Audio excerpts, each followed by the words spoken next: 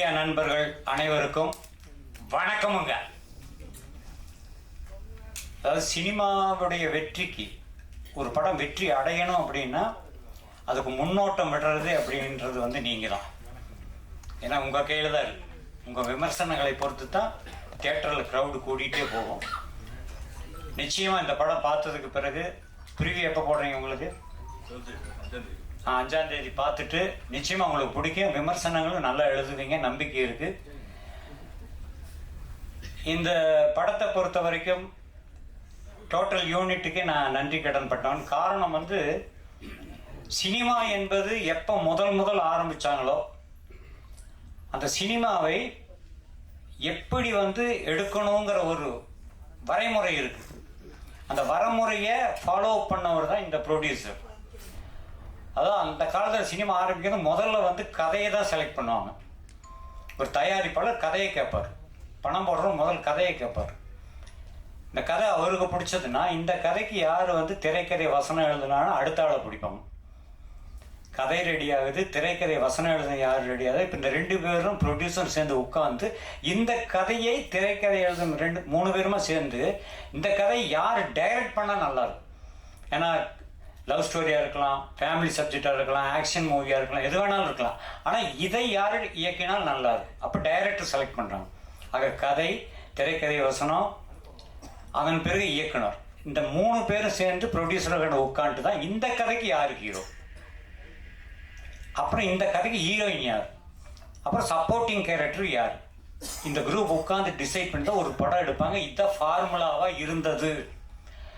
ஆனால் இன்னைக்கு சினிமா ஒரே ஒரு ஹீரோ சொன்னால் போதும், அவர் சொல்கிறது தான் கதை, அவர் சொல்கிறது தான் ஷார்ட்டு, அப்படி ஆயிடுச்சு. உங்களுக்கெல்லாம் தெரியும். உண்மையிலேயே நாங்கள்லாம் டைரக்ட் பண்ணும்போது எந்த ஹீரோ எந்த ஹீரோயின் இன்டர்ஃபியர் ஆகவே மாட்டாங்க. நாங்கள் சொல்வதை மட்டும்தான் செய்வாங்க. அதனால் அந்த காலத்தில் படம் ஹிட்டு. இன்னைக்கு எல்லாத்துலேயும் மூக்கம் நுழைக்கிறது செல்ஃபிஷ். என் சீன் நல்லா இருக்கும், நான் நல்லா இருக்கணும், இருக்கக்கூடாது. ஒரு திரைப்படம் என்பது எல்லாரையும் நம்பி, அந்த யூனிட்டியை நம்பி எடுக்கிறது தான் திரைப்படம். ஸோ செல்ஃபிஷை விட்டுறணும். எந்த ஹீரோவாக இருந்தாலும் சரி, எந்த ஹீரோ தப்பாக நினச்சா இப்போ நான் கவலையே விட மாட்டேன். எதற்கு சார்? ஒரு படத்துடைய வெற்றி என்பது கதை தான். அதை எல்லாரும் நினச்சி பார்த்துக்கணும் முதல்ல. இப்போ வருங்காலத்தில் வர எந்த இயக்குனராக இருந்தாலும் சரி, எந்த நடிகையாக இருந்தாலும் சரி, ஃபஸ்ட்டு கதை ஓகே ஆகணும். அந்த அளவில் கதையை முதல்ல சூப்பராக செலக்ட் பண்ணார் ப்ரொடியூசர். அப்புறம் அவர் நடிக்க வந்த கதையெல்லாம் வேற, அது சொன்னால் அடுத்த படமும் எடுக்க ஆரம்பிச்சிடுவார். 2வது சுயநலமாக எனக்கு ஒரு சந்தோஷம். இங்கே இந்த வரியை நான் நோட் பண்ணல, இப்போ இங்கே பாடும் பொழுது தான் நோட் பண்ணேன். ரத்தனபுரின்னு ஒரு ஏரியா கோயம்புத்தூரில், அந்த பாட்டில் வரும். இந்த ரத்தனபுரியில் நிறைய சினிமாக்காரங்க சுற்றி தெரிஞ்சிருக்கோம். கோயம்புத்தூர் ரத்தனபுரியில் அந்த ஏரியா தான் எங்கள் வீடு ஃபஸ்ட்டு. அதே ரத்தனபுரி ஏரியாவில் சுற்றி தெரிஞ்சவங்க சத்யராஜ் அவர்கள், சுந்தர் சி அவர்கள், ரகுவரன் அவர்கள், கோவை சரளா அவர்கள், ரஞ்சித் அவர்கள், இந்த மாதிரி அங்கே ஒரு குரூப்பே, ப்ரொடியூசர் கேஆர்ஜி அவர்கள், ப்ரொடியூசர் கே கோபிநாத் அவர்கள், இந்த மாதிரி ஒரு குரூப்பே அந்த ஏரியாவில் நிறைய அங்கேயே சுற்றி தெரிஞ்சவங்க தான். இது உண்மை. ஸோ எங்கள் ஊரில் நாங்கள் இருந்த ஏரியாவை பாட்டில் கொண்டு வந்ததுக்காக கவிஞருக்கு ரொம்ப நன்றி. அதை கைதட்டுங்க. என்னங்க அது? இந்த கைதட்டெல்லாம் இப்போ கேட்டு வாங்க வேண்டியதாக இருக்குது. சரி, எனிஹவ், சினிமா என்பது திரையரங்குகள் பார்க்கணும், இதுதான் உண்மை. ஏன்னா ஒரு 120 ரூபா கொடுத்து ஒரு படத்தை தியேட்டரில் போய் பார்த்தாதான் இந்த படத்தில் இருக்கிற 120 பேருக்கும் சாப்பாடு, அவங்களால தான் சாப்பிட்றோம். ஆக ஒரு படத்துடைய வெற்றி மறுபடியும் அந்த 120 இன்னொரு ஒரு ஸ்டெப்பு மேலே போகிறதுக்கு இருக்கு. ஸோ காசு கொடுத்து பார்க்கறது அப்படிங்கிறது எவ்வளவு யோசிக்க வேண்டியது இருக்குது. ஏன்னா 4 பேர்கிட்ட கேட்குற அந்த படத்துக்கு போகலாமா வேணாமான்னு. அதுக்கு காரணம் விமர்சனங்களை பொறுத்து தான் அவனும் கேள்வி கேட்குறான். அடுத்தவங்கிட்ட போய் படம் பார்த்துட்டு வந்தவன்கிட்டெல்லாம் போய் கேட்பான், படம் மாப்பிள்ளை எப்படி இருக்கான்னு. ஆனால் நீங்கள் கொடுக்குற விமர்சனம் மட்டுமே ஒரு படத்தை கண்டிப்பாக சில்வர் ஜூபிலி கொண்டு போய் நிறுத்தும். அது உங்கள் கையில் தான் இருக்கு. நிச்சயமாக இந்த படத்தை நீங்கள் பார்க்கும் பொழுது நிச்சயமாக நல்லா தான் விமர்சனம் எழுதுங்க, நோ டவுட். பேசிக்காக நானும் ஒரு ரைட்டர் டைரக்டருக்கு தான் சொல்கிறேன்.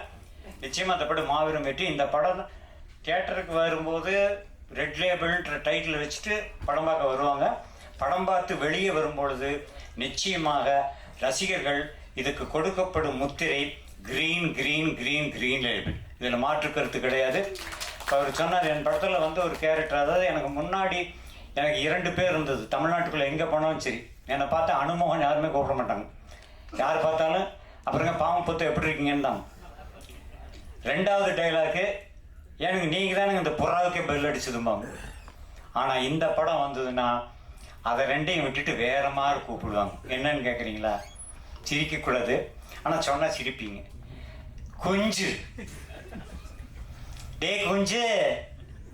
ஆர்வி உதயகுமாருடைய பிஏ நினச்சா ஒரு எம்எல்ஏ கேரக்டர் பண்ணிக்காரு. அவருடைய பிஏ நான் தான். குஞ்சப்பன் அப்படிங்கிற பேரை அப்பனை கட் பண்ணிட்டு அடிக்கடி எனக்கு கூப்பிடுற பேர் அதுதான். குஞ்சப்பா இங்கே வா, என்றா கொஞ்சம் பண்ணுற நீ இப்படியே பேசிகிட்டு இருப்பாரு. ஆக இனிமேல் என்னை வந்து பப்ளிக்கில் தமிழ்நாட்டில் 7ஆம் தேதி காலையிலேருந்து குஞ்சுன்னு தான் கூப்பிடுவாங்க. உண்மையிலேயே சொல்கிறேன், என் நெஞ்சு நிறைந்த வாழ்த்துக்கள். ஏன்னா ஒரு படத்தில் நடிக்கும் பொழுது ஒரு கேரக்டருடைய பெயரை உச்சரிக்கிற அளவுக்கு ஒரு வாய்ப்பை 3வது தரமாக கொடுத்துருக்காங்க இந்த யூனிட். அவர்களுக்கு என்னுடைய நன்றி. இந்த திரைப்படம் 2026 இந்த திரைப்படம் வெளிவந்ததுக்கு பிறகு நிச்சயமாக இந்த படத்தில் ஏதாவது ஒரு தேசிய விருது வாங்கியே தீரும். வாழ்த்துக்கள் வாழ்த்துக்கள் வாழ்த்துக்கள்.